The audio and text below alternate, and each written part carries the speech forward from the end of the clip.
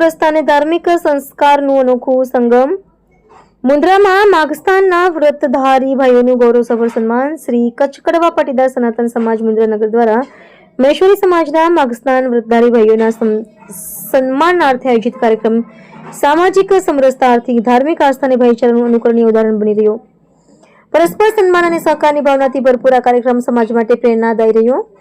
કાર્યક્રમમાં સમાજના પ્રમુખ શ્રી માવજીભાઈ, ઉપપ્રમુખ તુલસીભાઈ ચૌધરી, મગનભાઈ મહામંત્રી, ભરતભાઈ રંગાણી, ટ્રસ્ટીઓ તેમજ કારોબારી ભાઈઓ તથા યુવા પાટીદાર સમગ્ર ટીમ ગૌરવસભર ઉપસ્થિત રહી હતી.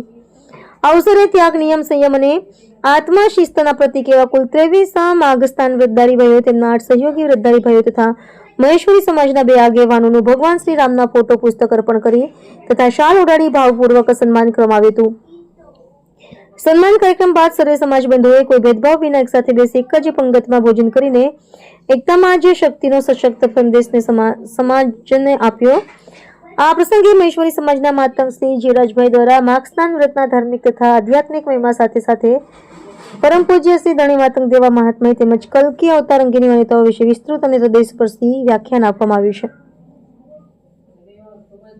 જે ઉપસ્થિત આધ્યાત્મિક રીતે પ્રેરિત કરનારું રહ્યું. તેમજ વ્રતધારી ભાઈઓના મુખી શ્રી રામજીભાઈ માતંગની સાથે અન્ય રાણાભાઈ કે માતંગ, રાજેશભાઈ એચ સિંજુ, કાંજીભાઈ ડી સિંજુ, મુકેશભાઈ ઢોરુ તથા 22 વ્રતધારી ભાઈઓની સાથે મહેશ્વરી સમાજના અગ્રણી કાંજીભાઈ તેમજ પચાણભાઈની વિશેષ ઉપસ્થિતિ કાર્યક્રમને રહી.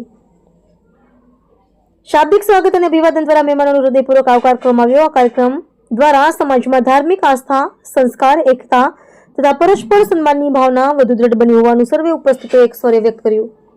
બ્યુરો રિપોર્ટ પ્રકાશ રોશિયા, ડેલી ક્રાઇમ ન્યૂઝ. અમારી ચેનલને લાઇક, શેર અને સબસ્ક્રાઇબ કરો.